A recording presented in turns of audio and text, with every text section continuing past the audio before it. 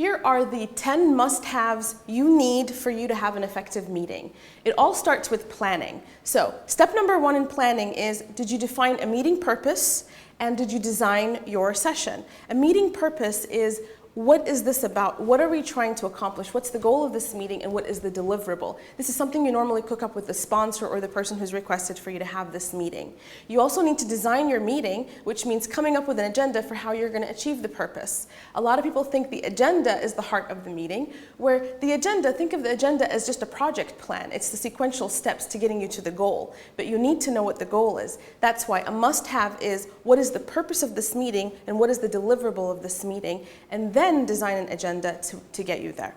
Number 2, all necessary meeting participants have been invited. Now remember, the word here, the key word is necessary. So not just everyone you wanted to invite, not all of the, well, maybe they need to be there, but I'm not really sure, so I'm just going to add them to the list. A lot of meetings have way too many attendees, and a lot of them are not providing any value because they're not even sure why they're there. So necessarily only participants are the ones that are being invited.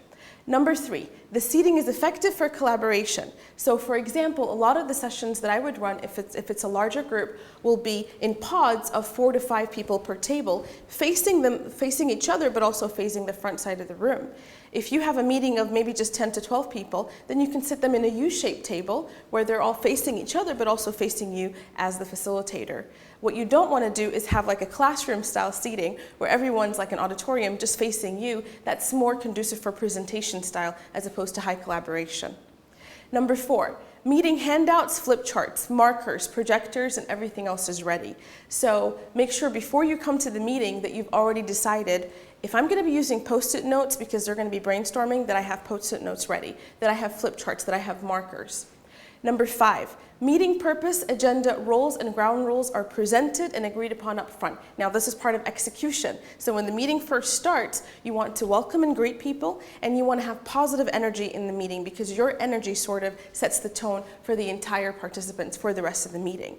And you want to make sure that you cover, here's the purpose, here's why we're here, here's the agenda. Does anyone have anything else they'd like to add to the agenda? This could give you a great opening if they have something to add, or maybe it was a hidden agenda that they were going to bring up later anyway. This would be a good time to find out about it so you can talk about and say, you know what, talking about the server malfunction that happened yesterday is not within the scope of our meeting. We don't even have the right participants here. So let's go ahead and table that, but we will come back to it at the end of the meeting to make sure. Number 6, the meeting has a skilled facilitator to keep everyone on track. So I've been to a lot of meetings where everyone's just sitting down and the meeting is sort of facilitating itself. No one's really on point for taking the lead on the meeting. Or even worse, the dominator or the person who screams the loudest is the one that's sort of running the meeting. Every meeting needs to have an effective facilitator. And a facilitator doesn't have to be the owner of the meeting. You could invite someone else as a neutral third party to be the facilitator for your session. And that would be very valuable too because they don't have any stake in the game, so they might not actually be biased towards the conversation that's happening. So that would even be better. Number 7, all of the main decisions, ideas, and follow-up action items are recorded visibly.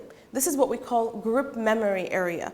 Group memory is an extremely effective way for taking meeting notes and letting everyone be on the same page. It sort of addresses the, I thought we already talked about this, or didn't we already agree on this, or what are the follow-up action items that we're supposed to have? Or when someone comes in late and they say, so what have you guys already talked about? By having the group memory, you are visibly showing progress on the agenda.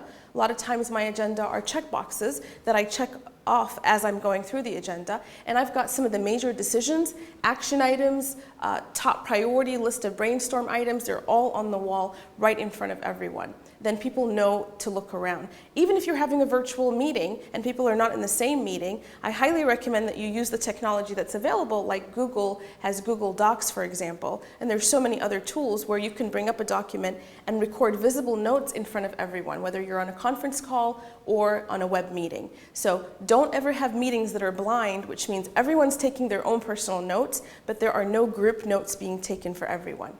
Number 8, establishing meeting start and break times and following them. So while you're executing, you want to make sure that if you promise people breaks, if there's specific start and times that you're really adhering to it. Now, part of closing your session is getting the group and sponsors feedback at closing, and all meeting notes are sent to participants with follow-up action items. If you can just follow those 10 steps, you are guaranteed to have a successful meeting.